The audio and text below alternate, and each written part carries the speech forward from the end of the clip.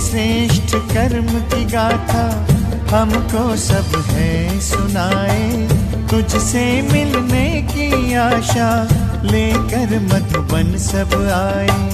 बच्चों को रख आगे तुम बन गए अव्यक्त बाबा। तारों में भर दिव्य ज्योति बनकर तुम चंद्रमा। मधुबन की धरनी सजाकर कहाँ छुप गए तुम बाबा। कांटों को फूल बनाकर कहाँ छुप गए तुम बाबा। ओम शांति। 2 फरवरी 69 की मुरली है।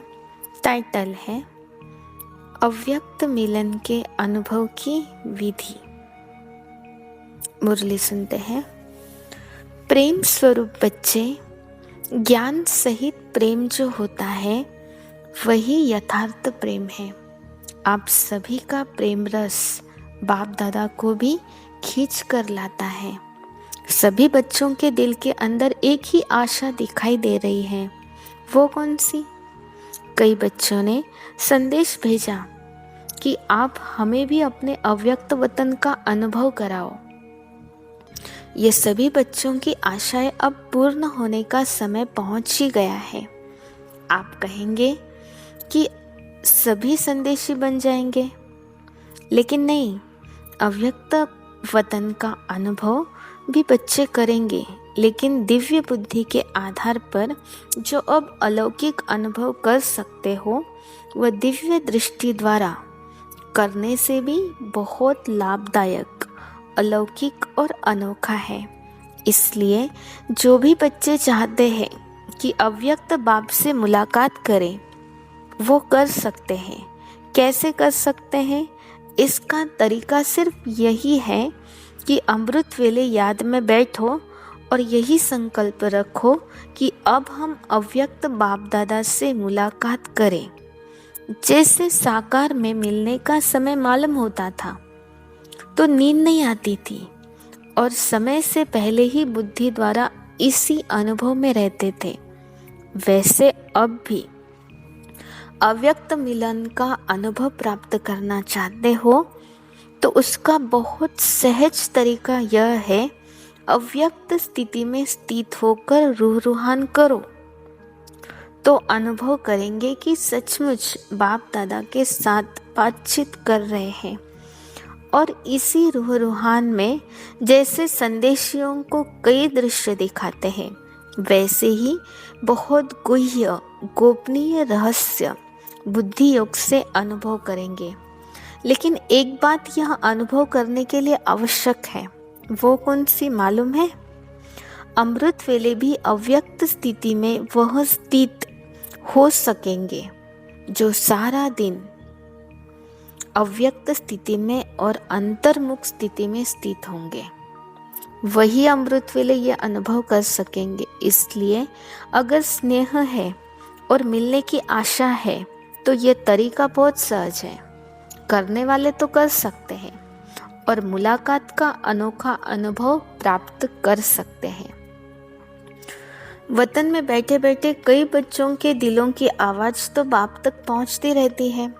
आप सोचते होंगे शिव बाबा बहुत कठोर है, लेकिन जो होता है उसमें रहस्य और कल्याण है। इसलिए जो आवाज़ पहुंचती है वह सुनकर के बाप हर्षाता है। क्या बाप दादा निर्मोही है?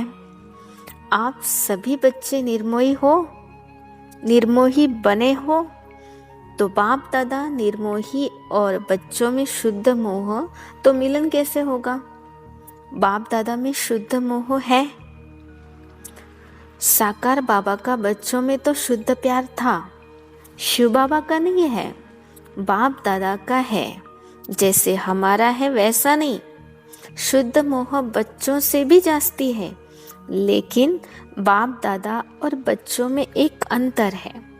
वह शुद्ध मोह में आते हुए भी निर्मोही है और बच्चे शुद्ध मोह में आते हैं तो कुछ स्वरूप बन ही जाते हैं, या तो प्यारे बनते हैं या तो न्यारे बनते हैं। लेकिन बाप दादा न्यारे और प्यारे साथ साथ बनते हैं। यह अंतर जो रहा हुआ है, इसको जब मिटाएंगे तो क्या बनेंगे? अंतर्मुख, अव्यक्त, अलौकिक।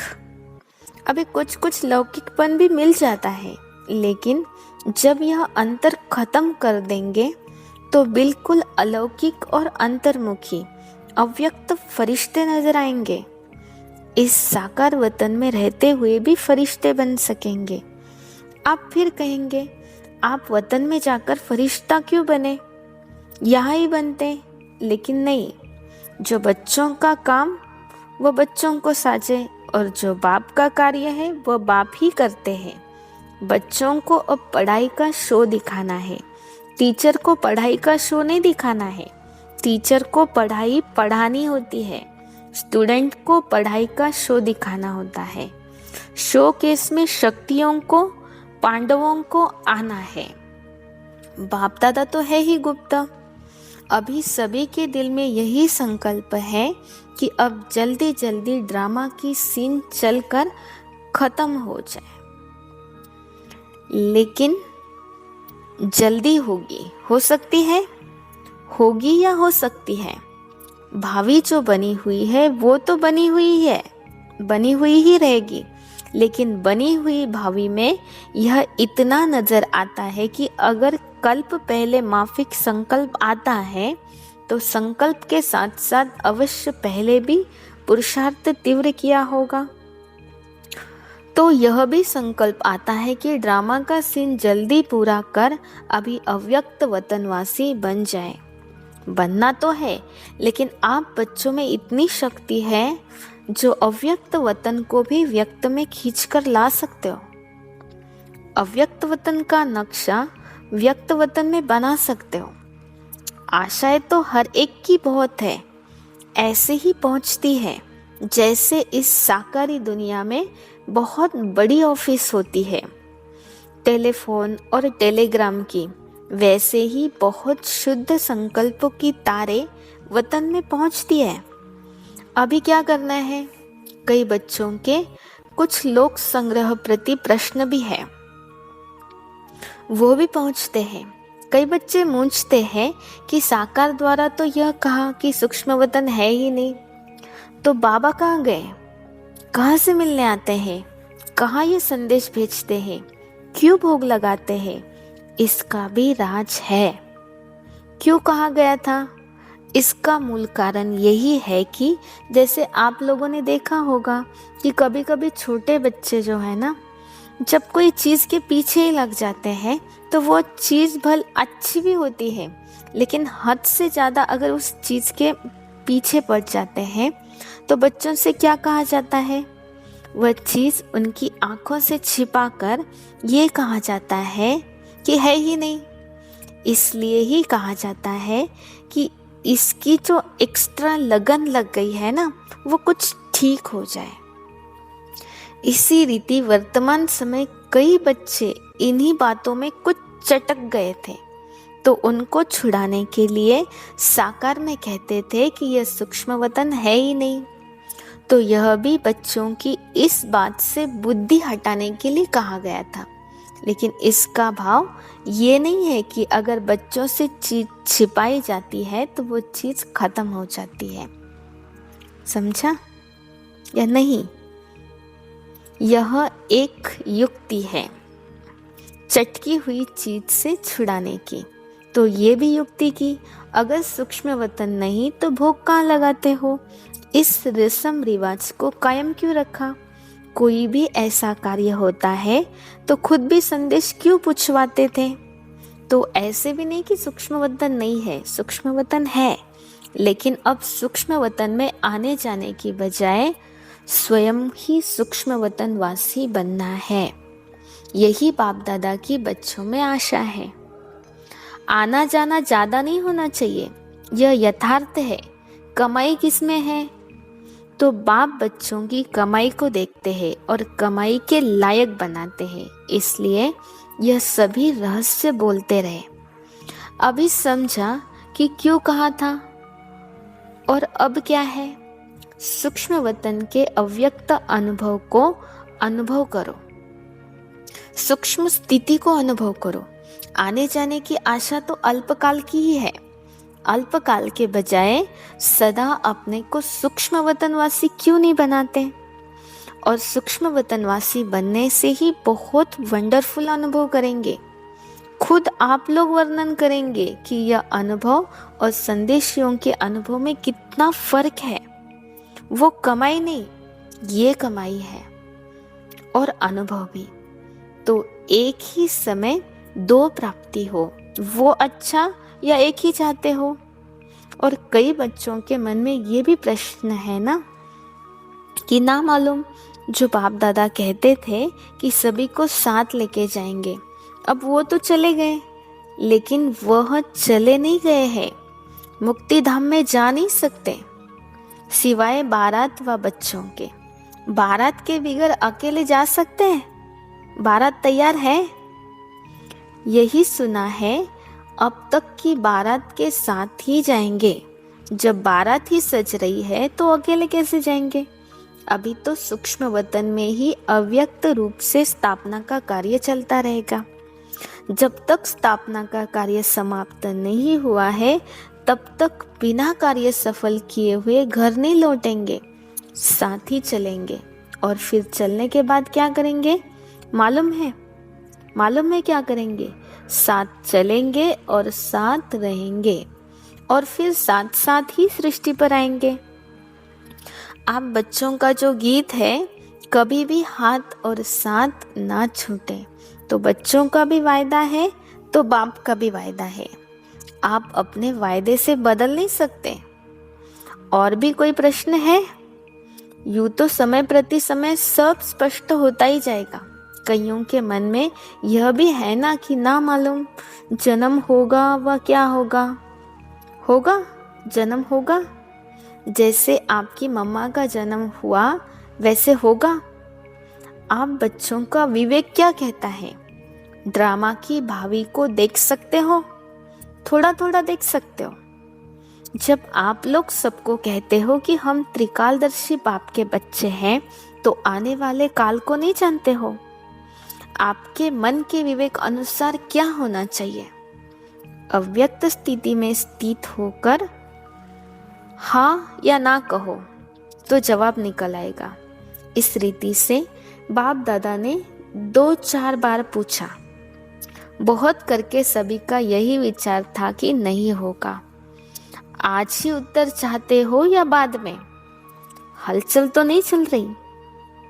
ये भी एक खेल रचा है। छोटे छोटे बच्चे जब तालाब में पत्थर मारकर उनकी लहरों से खेलते हैं, तो यह भी एक खेल है। बाप तुम बच्चों के विचार सागर में प्रश्नों के पत्थर फेंककर तुम्हारे बुद्धि रूपी सागर में लहरें उत्पन्न कर रहे हैं। उन्हीं लहरों का खेल बाप दादा देख रहे हैं। अभी आप सबके साथ ही अव्यक्त रूप से स्थापना के कार्य में लगे रहेंगे। जब तक स्थापना का पाठ है, तब तक अव्यक्त रूप से आप सभी के साथ ही है। समझ गए? वतन में मम्मा को भी इमर्ज किया था। पता है क्या बात चली? जैसे साकार रूप में साकार वतन में मम्मा बोलती थी कि बाबा आप बैठे रहिए, हम सब काम कर लेंगे। इसी रीति से वतन में भी यही कहा कि हम सभी स्थापना के कार्य करने के निमित्त बन वो करेंगे। आप बच्चों के साथ ही बच्चों को बहलाते रहिए। ऐसे ही साकार में कहती थी, वही वतन में रूहान चली। आप सभी के मन में तो होगा कि हमारी मम्मा कहाँ गई। अभी यह राज इस समय स्पष्ट करने का नहीं है। कुछ समय के बाद सुनाएंगे कि वह कहाँ गई और क्या कर रही है। स्थापना के कार्य में मददगार है, लेकिन भिन्न भिन्न नाम रूप से। अच्छा, अब तो टाइम हो गया। आज वतन में दूर से ही सवेरे की खुशबू आ रही थी। देख रहे थे कैसे स्नेह से चीजें बना रहे हैं। आपने देखा? भंडारे में चक्कर लगाया? चीजों की खुशबू नहीं, स्नेह की खुशबू आ रही थी। यह स्नेह ही अविनाशी बनता है। अविनाशी स्नेह है ना, याद हर एक की पहुंचती है। उसका रिस्पॉन्ड लेने के लिए अवस्था चाहिए। रिस्पॉन्ड फौरन मिलता है।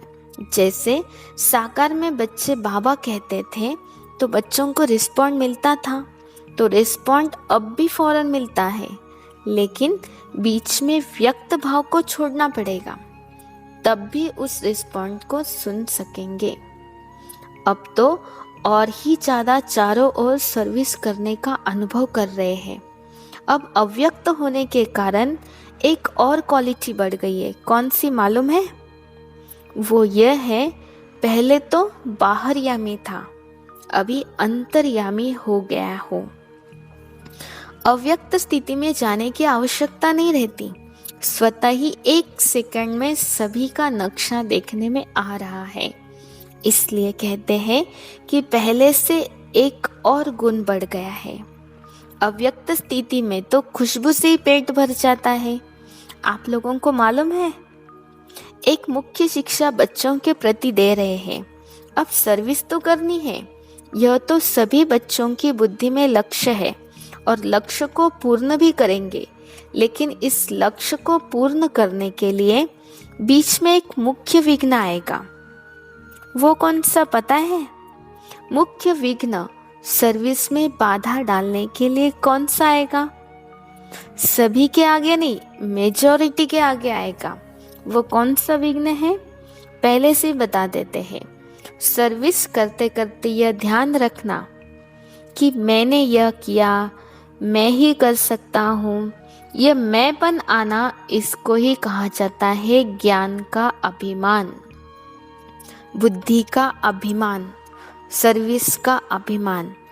इन रूपों में आगे चलकर विघ्न आएंगे, लेकिन पहले से ही इस मुख्य विघ्न को आने नहीं देना।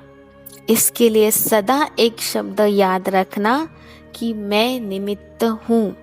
निमित्त बनने से ही निराकारी, निरहंकारी और नम्रचित्त निरसंकल्प अवस्था में रह सकते हैं। अगर मैंने किया, मैं आया तो मालूम है क्या होगा? जैसे निमित्त बनने से निराकारी, निरहंकारी, निरसंकल्प स्थिति होती है, वैसे ही मैं आने से मगरूरी, मुरझाइश और मायूसी आ जाएगी। उसकी फिर रिजल्ट क्या होगी? आखिरी अंत में उसकी रिजल्ट यही होती है कि चलते चलते जीते हुए भी मर जाते हैं। इसलिए इस मुख्य शिक्षा को हमेशा साथ रखना कि मैं निमित्त हूँ। निमित्त बनने से कोई अहंकार उत्पन्न नहीं होगा, नहीं तो अगर मैंपन आ गया तो मतभेद के चक्र में आ जाएंगे। इसलिए इन अनेक व्यर्थ के चक्करों से बचने के लिए स्वदर्शन को याद रखना, क्योंकि जैसे जैसे महारथी बनेंगे वैसे ही माया भी महारथी रूप में आएंगी। साकार रूप में अंत तक कर्म करके दिखाया।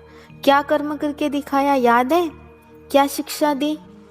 यही कि निरहंकारी और निर्मानचित होकर एक दो में प्रेम प्यार से चलना है। एक माताओं का संगठन बनाना, जैसे कुमारियों की ट्रेनिंग क्लास किया है, वैसे माताएं जो मददगार बन सकती है और है, उन्हों का मधुबन में संगठन रखना। कुमारियों के साथ माताओं का संगठन हो। संगठन समय फिर आना होगा। जैसे बाबा कहते, संगठन के समय बाबा आएगा। स्नेह को देखते हैं तो ड्रामा याद आ जाता है। ड्रामा जब बीच बीच में आता है तो साइलेंस हो जाता है। स्नेह में आए तो क्या हाल हो जाएगा? नदी बन जाएंगे। लेकिन नहीं, ड्रामा। जो कर्म हम करेंगे वह फिर सभी करेंगे, इसलिए साइलेंस। अगर सभी साथ होते तो जो अंतिम कर्मातीत अवस्था का अनुभव था वह ड्रामा प्रमाण और होता, लेकिन था ही ऐसे, इसलिए थोड़े ही सामने थे।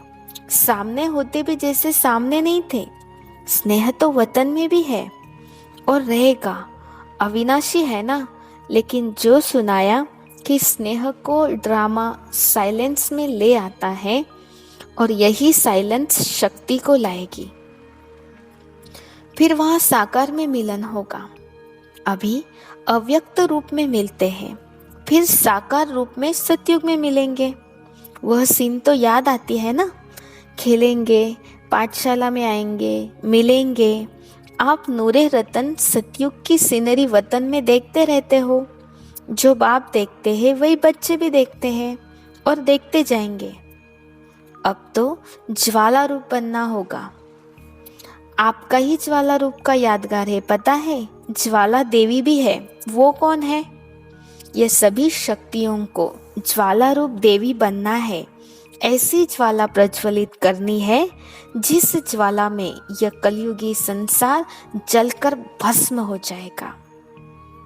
अच्छा, विदाई के समय सभी सेंटर के अव्यक्त स्थिति में स्थित हुए नूरे रत्नों को बाप व दादा का अव्यक्त याद प्यार स्वीकार हो। साथ साथ जो इशारा दिया है उसको जल्दी से जल्दी जीवन में लाने का तीव्र पुरुषार्थ करना है। अच्छा, गुड नाइट।